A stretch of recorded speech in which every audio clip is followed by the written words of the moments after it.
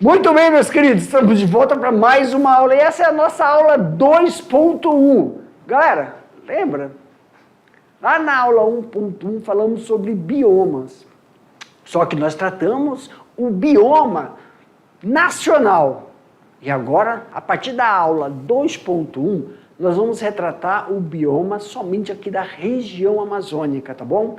Então venham comigo, peguem todo o material que o professor presencial já distribuiu aí para vocês e vai assinalando os principais pontos, porque assim que a gente finalizar aqui vai ter exercício, tá bom? Meu diretor, aumenta a tela aí para nós. Então olha aí, aula 2.1, o que nós vamos falar? Bioma da Amazônia. Lembra? São 6 biomas, meus queridos. Só que agora nós vamos retratar somente o bioma amazônico. Por quê, professor? Nós temos que lembrar que nós recebemos um processo migratório intenso. E essa população que veio para o estado de Rondônia trouxe consigo uma carga de conhecimento em relação ao manejo, em relação aos tratos culturais, e viu aqui nesse ambiente que a agropecuária apresentavam todas as condições que favoreçam. Só que o que nós temos que sinalizar aqui? Que é a estrutura florestal. Nós temos que entender como é que ocorre o processo da estrutura, propriedade, característica desse bioma amazônico, onde podemos realizar os processos de potencializar todas as interações relacionadas com a atividade da agropecuária inserida em uma determinada característica florestal. Então, hoje é específico sobre o bioma amazônico e vamos entender aí, o objetivo, característica e estrutura do bioma amazônico e essas características singulares da toda a região amazônica, tá bom? Depois, vamos especificar somente aqui, a Amazônia Ocidental, aonde o estado de Rondônia está inserido. Então, olha aí na lâmina, pessoal. Bioma da Amazônia.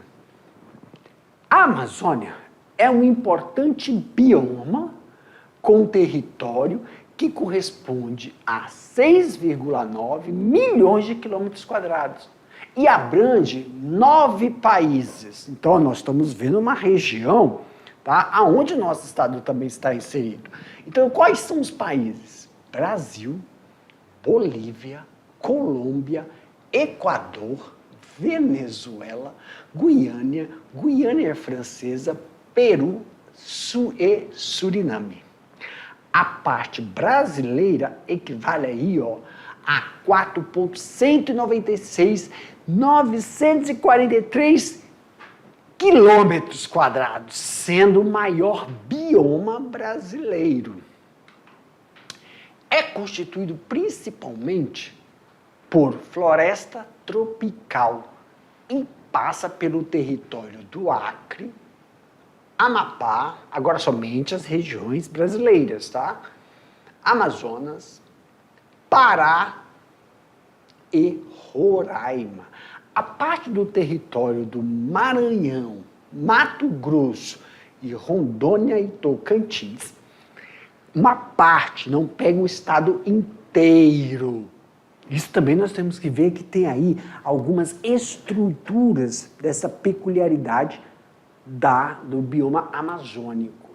Então aqui a gente vê uma localização geográfica que está em destaque, o bioma amazônico, que a gente consegue ter essa visão, excluindo, deixando de lado o restante dos outros biomas.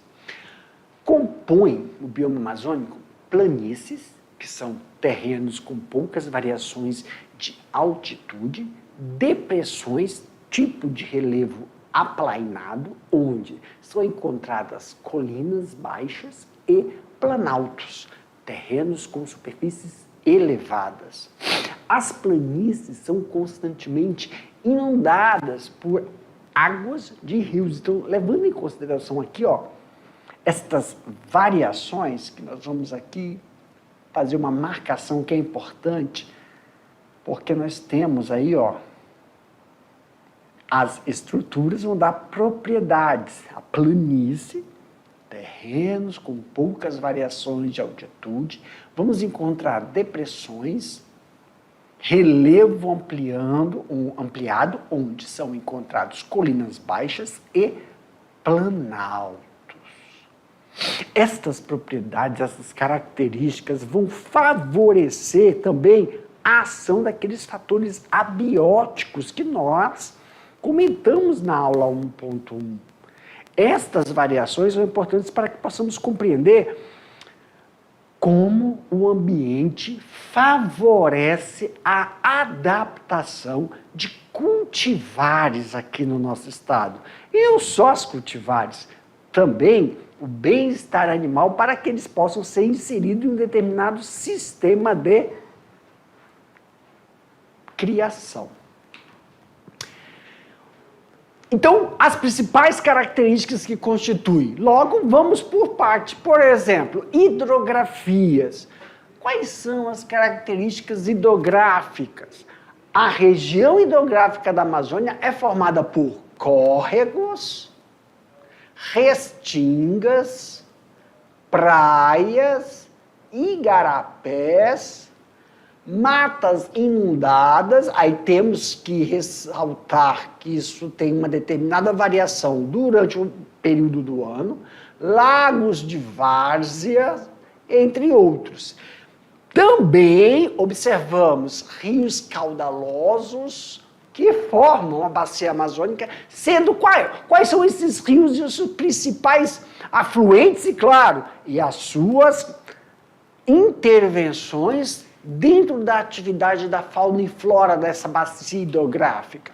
Nós temos aí o Rio Amazonas, Rio Negro, Rio Madeira, Rio Trombetas, Rio Purus, Rio Tapajós, Rio Branco, Rio Javari, Rio Juruá, Rio Jari, Iriri, Xingu, Rio Japurá e também Içá. Claro que são importantes porque as variações, pessoal, e todas as intervenções que são realizadas durante um processo de desenvolvimento em determinadas áreas, tem que se fazer um levantamento dessa área para ver quais são as espécies que serão atingidas, quais são não só a espécie, quando a gente fala espécie, não só de fauna, mas também de flora, animais e vegetais. Lembram? Eles têm uma interação em relação aos seus processos de reprodução, área que se alimentam, como ocorre o processo de presa e predador. Então, todos esses levantamentos, quando você entende, compreende como ocorre a dinâmica hídrica, porque ela vai sim afetar todo um habitat de um determinado bioma. Segundo o INPE, o Instituto Nacional de Pesquisas Espaciais é o mais extenso do mundo, tá? Em relação à importância mundial. Então aí, ó, participa da regulação das chuvas em quase todo o Brasil, influencia o regime de chuva. O que influencia esse regime de chuva, professor? Temos que lembrar, né, que essas veias, essas vertentes, esses rios, eles passam por um processo dinâmico de vapotranspiração. Eles também colaboram com o processo da umidade relativa do ar. Porque não é só passar a água, deixar o solo inundado em determinados períodos do ano, mas a evaporação dessas gotículas de água favorecem uma quantidade de massa de ar. Essa massa de ar interfere nos deslocamento de massa de ar quente e massa de ar fria, que proporciona também não só a temperatura, o calor, ou quando a gente fala a provocar o períodos chuvosos dentro de determinados bolsões, mas toda a dinâmica que envolve a floresta. Por isso que quando você fala, por isso que existem leis, existem, não é lei, como é que chama?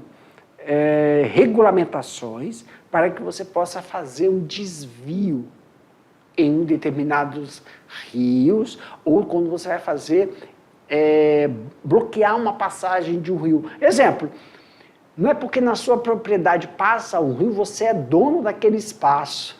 Você é dono da área e você ainda é responsável pela dinâmica desse rio. Na como é que chama? Fala. Agora esqueci o nome, que no sentido que o rio desce e a jusante, esqueci o nome, daqui a pouco vem, galera. Representa a maior biodiversidade do planeta, atua como regulamentação do clima, estava explicando isso, e também em processos de armazenar bilhões de toneladas de carbono. Tem que lembrar que esse negócio de carbono, ele produz essa forma naturalmente dentro do ambiente florestal, tá? Por isso que tem, né, as regulamentações de carbono dentro de áreas florestais. Então vamos ver como é que é essa relação, não agora da flora, mas só as atividades características dos representantes, alguns exemplares da fauna que constitui o bioma amazônico. Fauna, então nós vamos falar algumas espécies de origem animal. Na Amazônia existe cerca de 30 milhões de espécies de origem animal, existindo alguns animais que ainda são desconhecidos ao homem. Então, quando a gente fala de exemplares de origem animal, temos que lembrar do processo de coevolução com o ambiente. Como assim, professor? O habitat, um local, um endereço onde determinadas espécies realizam seu processo de desenvolvimento, é como se fosse a nossa casa, pessoal. Quando a gente fala um habitat, nós falamos de um espaço. Exemplo, cada um de vocês aí, quando vocês, cada estudante, olha, o habitat, ele não é um lugar, ele tem um raio de ação. Exemplo, olha esse macaquinho aí. Aí você pode imaginar vários outros animais silvestres. Nós humanos, qual é o nosso habitat? O nosso habitat, ele abrange qual raio de ação? Vamos lá. Vamos pegar um ponto central, a sua casa. Então aquele é um local que está inserido no seu raio de ação. Habitat, local, casa. Nessa casa tem um nicho que é mais específico, aonde você tem as suas relações familiares. Aí, relações familiares é a interação entre o pai, a mãe e os filhotes. E cada nicho tem uma peculiaridade. Por exemplo, área de convivência, sala, cozinha, o terreno. Só que você tem seu nicho, que é mais específico, o seu quarto. Você tem uma responsabilidade com aquilo. Isso é um ponto, um local do seu habitat. Agora, a escola é outro local. O supermercado é outro local. A área de convivência social, parque, shopping. Agora, se a gente pegar isso que eu estou falando e transpor para a floresta, o macaco, ele mora em bandos, Ele também tem o quê? A área, no raio de ação desse habitat, aonde ele interage com a família dele, aonde ele interage, aonde ele vai caçar. Ele não caça no supermercado. Ele não vai caçar numa loja, mas o nosso supermercado é um local onde a gente faz as compras. O animal não, ele tem uma área de caça. Então, dentro desse habitat, dessa área, esse raio de ação a gente chama habitat. E temos que lembrar que são bandos. Mesmo que sejam da mesma espécie, são grupos familiares diferentes. Então, quando nós falamos que interações de determinadas áreas são importantes serem compreendidas, porque se você afeta, os bandos também entram em atritos. E aí nós temos outros exemplares, né? Tanto mamíferos, aves, roedores, de origem animal. Aqui, a representação que nós estamos fazendo nesse primeiro slide é o quê? Representação terrestre. Mas nós também temos a representação aquática, que também tem toda essa estratificação. No Brasil, segundo a Sociedade Brasileira de Mastozoologia, existem 775 mamíferos.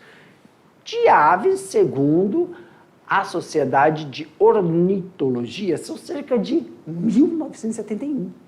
Para os répteis e anfíbios, a lista de 2022 apresenta 848 e 1.188, respectivamente. Esta representação, vamos frisar, né? Essa representação.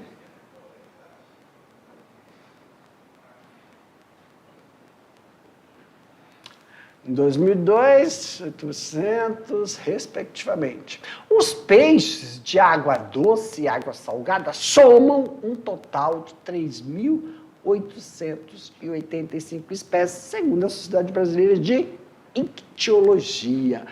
Temos terminologias aqui muito importantes, né? Mastozoologia, mamíferos. Ornitologia, aves. Ictiologia, peixes. Então, também é importante a gente frisar alguns termos técnicos que são referenciados no processo de estudo, conhecimento do comportamento dos exemplares de origem animal, sejam eles terrestres, sejam eles aquáticos, ou até os répteis, que têm duas fases totalmente distintas de desenvolvimento. E para cada nicho pertencente a um determinado exemplar, se faz esse estudo. Tem um nome técnico de quem se preocupa com as atitudes comportamentais desses animais que estão interagindo dentro de um determinado bioma. Nos rios podem ser encontrados mamíferos como boto cor-de-rosa e tucuxi, peixe-boi da Amazônia, ariranha e lontras. Em meio à floresta, podemos encontrar onças pintadas, ameaçadas de extinção. Ei, lembram? Como é que a gente dá um nome técnico para isso? Hot pots. Lembram? Lá na aula 1, hot pots são pontos quentes dentro de uma biodiversidade que tem a sua concentração, né, em relação à sua relação com o ambiente ameaçada. Tamanduás e uma quantidade enorme de primatas, como macaco-prego, macaco-aranha, macaco barrigudo e guaribas. Segundo o ICMBio, o bioma abrange 10% das espécies de primata em todo o mundo. Há uma grande diversidade também de peixes no bioma, como pirarucu, piraíba, piranha, piramboia, peixe-borboleta e arraias. A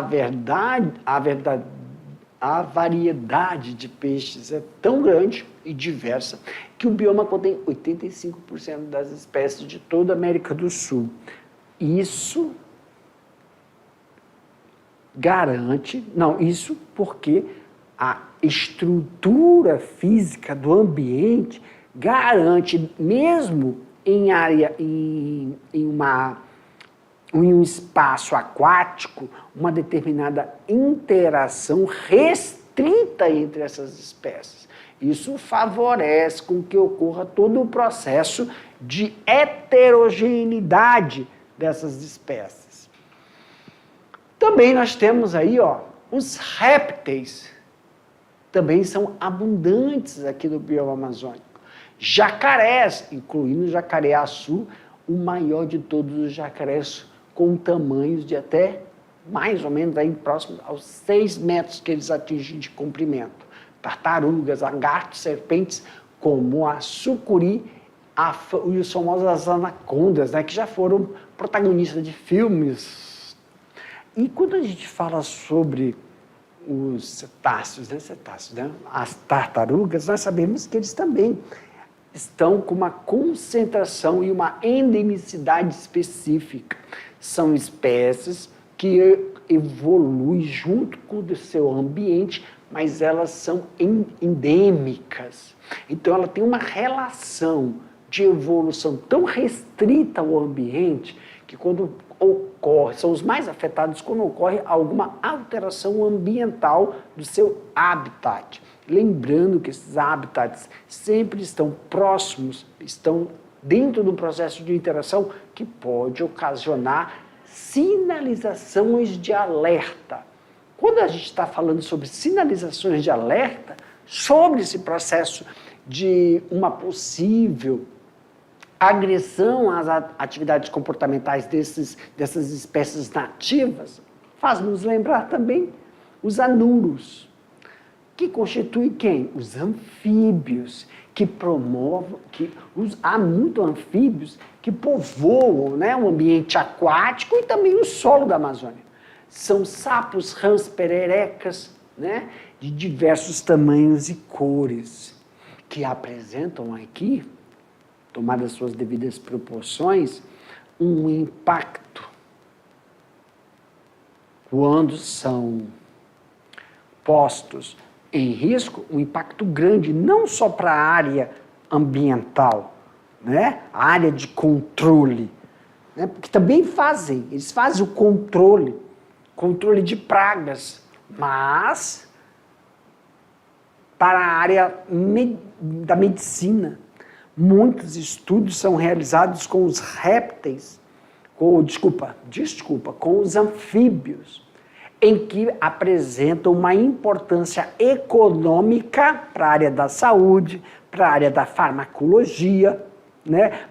Para a área da biotecnologia, da inovação de novos extratos, advém dos anfíbios.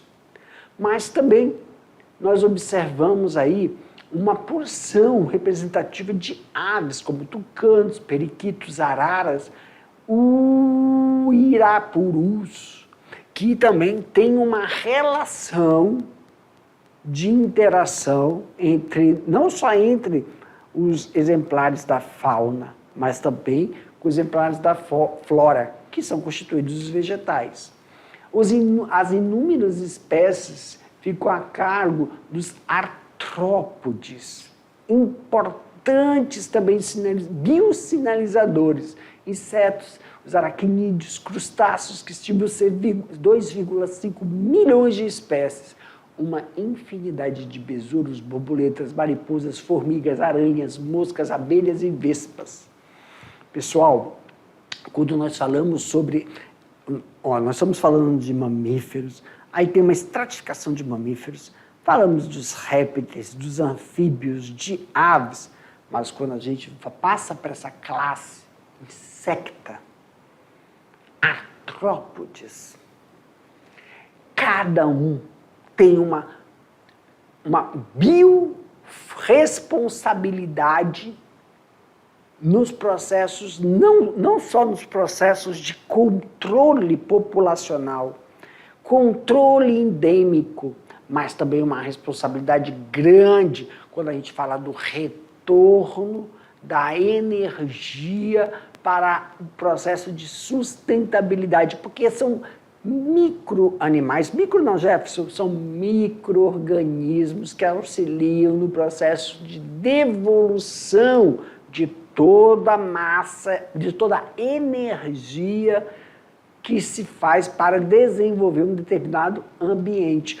Os agentes decompositores. Isso porque a gente tem que falar ainda das bactérias, fungos amazônicos, que tem uma especificidade com o processo de decomposição de determinadas matérias orgânicas. E saindo da área da fauna, né, que são os animais, a flora, né, a vegetação, divide-se em 3 categorias: mata de terra firme, mata de várzea e matas de igapó. Matas de terra firme são aquelas em regiões mais altas e, por esse motivo, não são inundadas em épocas de cheia. Nelas estão várias árvores de grande porte, como castanha do Pará e as palmeiras. Aí nós temos que nos remeter a determinadas características ambientais e ações de interação com determinados exemplares de origem animal que favorecem o estabelecimento dessas espécies em áreas específicas. Então, também podemos falar que são áreas de hotspots da biodiversidade. Lembra o significado disso, pessoal? Mata de várzea são as que sofrem com as inundações em determinados... Eu não usaria a palavra sofrem. Por quê? Porque já está contínuo, já está estabelecido essas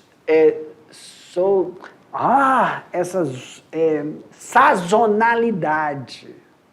Então, são áreas inundadas em determinados períodos do ano. Na parte mais elevada desse tipo de mata, o tempo de inundação é curto e a vegetação é parecida com a das matas de terra firme. Então, nessa frase é o quê? Há uma adaptação gradual e contínua e permanente. Por que gradual, contínua e permanente? Porque só não é permanente ou contínuo, porque ao momento de seca, ao momento de cheia, ainda estão exercendo a pressão seletiva dos seres que ali habitam. Isso é contínuo. Nas regiões planas, que permanecem inundadas por mais tempo, a vegetação é semelhante à das matas do Iguapó. Então, isso gera o quê? Adaptação. É a adaptabilidade dos componentes que ali residem, são inatos daquele ambiente e permanecendo o seu processo de perpetuação de determinadas espécies. Matas do Iguapó são aquelas que são inundadas em terrenos mais baixos. E aí nós vemos que a estrutura vegetal, arbustos, cipó, musgos, são exemplos dessas plantas. Então, até a estrutura vegetal muda em determinadas áreas. Solos de floresta amazônica, em geral, bastante arenosos e possuem finas camadas de nutrientes. Então, as regiões secas apresentam aí uma quantidade de estrutura físico-química do solo totalmente divergente das áreas alagadas. Então, nós temos uma maior concentração de matéria orgânica ou menor concentração dessa matéria orgânica. E aí, nas áreas de impacto ambiental, as principais são queimadas, garimpo, agropastoril, desmatamento. Isso pode, sim, influenciar e proporcionar regiões onde a gente encontra determinados processos de degradação. Como qual, professor? Quando a gente pegou e falou aqui, de áreas, de solos, onde as áreas desses solos correspondem ao processo de interação com as áreas mortas, por exemplo, decomposições de folhas, frutos e animais mortos. São, então, a ação de quem? De micro-organismos, como fungos, micro-organismos como bactérias, que fazem o processo de agentes decompositores. Essas camadas mais ricas de micro-organismos que aceleram o processo de decomposição da matéria orgânica em algumas espécies de plantas e regiões que apresentam as características totalmente heterogêneas da região de solo da nossa mata. A água é importante componente desse ecossistema. Por quê, professor? A água doce é abundante, então nós temos estruturas representativas de vegetais com isso. Trata-se de maior bacias hidrográficas do planeta. Seu principal rio é o rio Amazonas, que possui mais de 1.000 afluentes. Qual é a importância da gente entender isso? Porque qualquer alteração nos afluentes. Qualquer desvio ou processo quando você vai fazer um levantamento em qualquer afluente, ou para você fazer uma barragem, ou para você fazer um desvio, pode afetar todo o rio Amazonas em relação à captação desta água e também não só da estrutura hidrográfica, mas de animais, vegetais que necessitam dessa estrutura. Não também esquecendo aí, ó, o que, professor? A característica de transpiração ocorrendo no processo natural que mantém uma quantidade de massa de ar, a umidade relativa do ar e as massas, né, os movimentos de massas de ar, o deslocamento desses movimentos de massa de ar que advém dessa dinâmica que a gente encontra aí através do sistema hídrico Amazonas. E aí nós falamos os principais fatores que podem afetar nesse processo de degradação. Para mim, meu diretor, meus queridos, finalizamos aqui a nossa aula. Peço a vocês agora, peguem todo o material que vocês receberam, o que vocês anotaram, daqui a pouco a gente volta para fazer aquele bate-bola, jogo rápido, tá bom? Tchau, tchau.